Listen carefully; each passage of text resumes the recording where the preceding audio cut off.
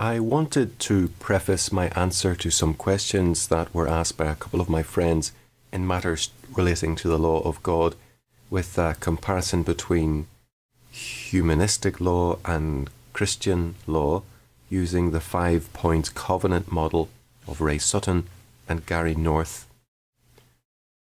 Man is made in the image of a covenant-making God, and so all man does is covenantal, law-making included.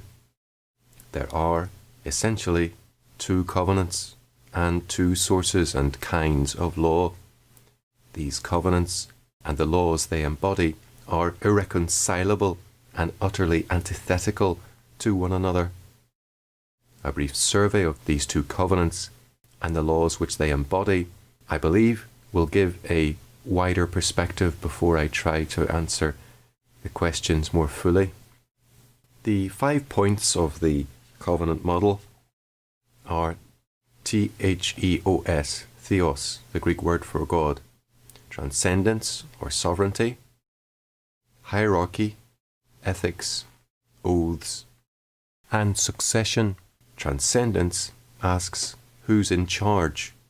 Hierarchy asks to whom do I report. Ethics or law answers the question, what are the rules? Oaths or sanctions answer the question, what happens if I obey and what happens if I disobey? Succession or inheritance or disinheritance answers the question, does this outfit have a future? First of all, humanism.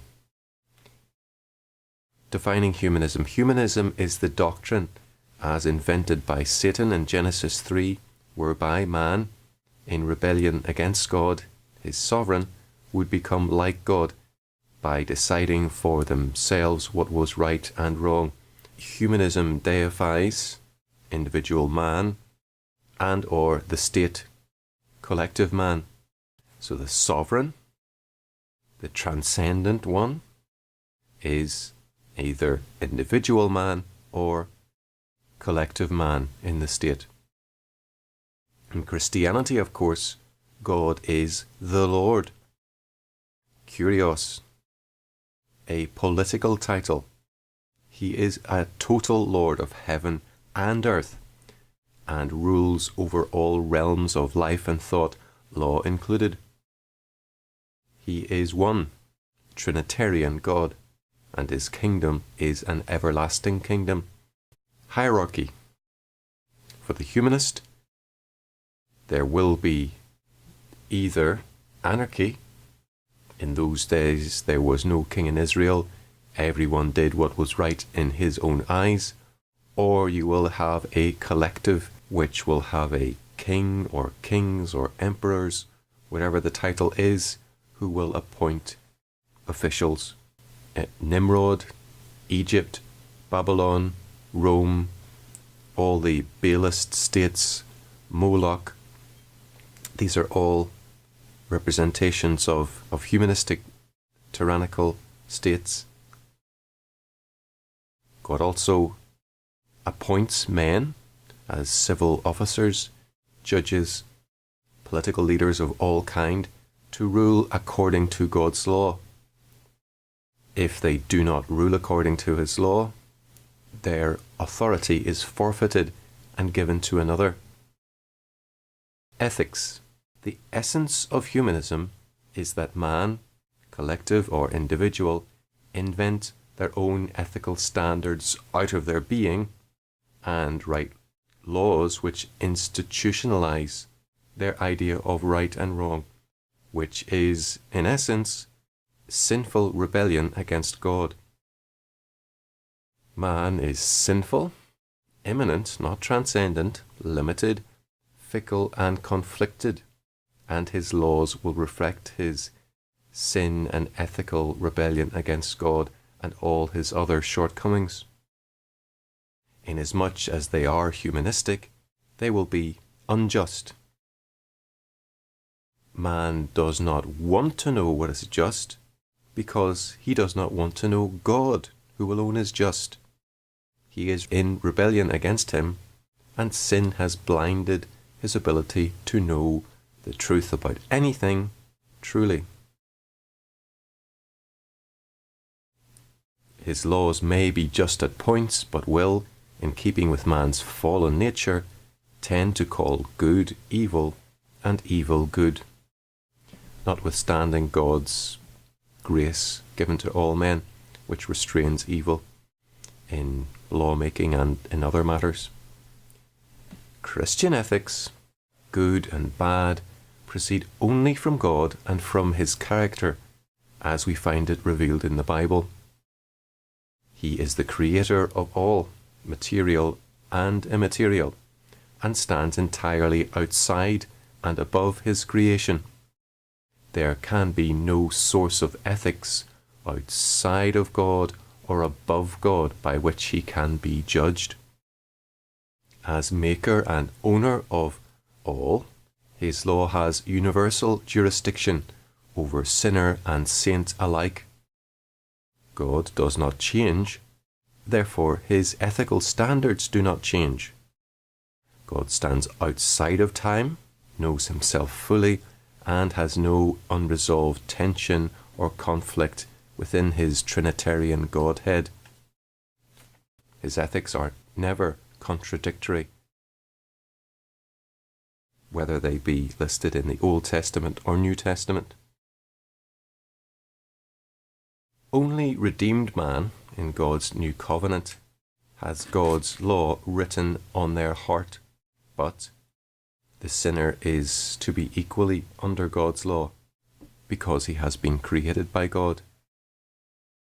Because man is made in the image of God, God's law fits man in a way that humanistic law, which is invented by men in rebellion against the God who made them and made their environment, cannot be. So God's law has a unique quality which is suitable for man. Oaths or sanctions. Humanistic law has both negative and positive sanctions. It may pragmatically, for the sake of its own survival, and because of God's common grace, seek to favour those people who do good. But it will tend, however, to place negative sanctions on those who do good and positive sanctions on those who do evil. The state, being the sovereign God of this system, in principle owns everything and will progressively take more and more to provide positive and negative sanctions.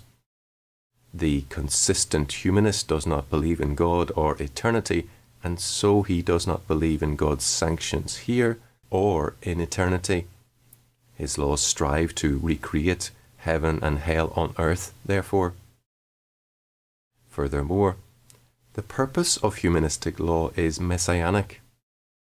Humanism recognizes man's problem, but does not attribute it to sin and rebellion, and obviously does not seek the answer in a God it professes not to believe in, but rather says the problem and the solution is in the environment. Rejecting the Messiah of God, the state seeks to save man by changing his environment. More and more of man's life, therefore, is taken over by the state for their own good, to save them from themselves. With God, however, negative sanctions are applied in part by the state and in part by God to evildoers. And of course, God applies this in both time and eternity. Positive sanctions, however, are applied only by God. The state's role is passive. It only wields the sword. It does not wield the redistributive purse. Succession. Does this outfit have a future? Humanists seek by their laws and in faith in their God, that is, collective man, to build the kingdom of man on earth. They do so by empire building or by other means of unification. Babel, Babylon, Rome, and contemporary efforts at unification by empire or by treaty testify to this continual effort to build the kingdom of man. As against that, the Bible teaches that those peoples who disobey God's law will suffer disinheritance in time and eternity, whilst the meek, those who obey God, will inherit the earth. It also teaches that the law will go forth from Zion, and there will be universal peace between all nations because of the universal knowledge of God's law and a thorough, though not complete, obedience to it. So, as you can see, these two visions of law are intensely different, and I hope to bring out those differences further as I try my best to answer your question.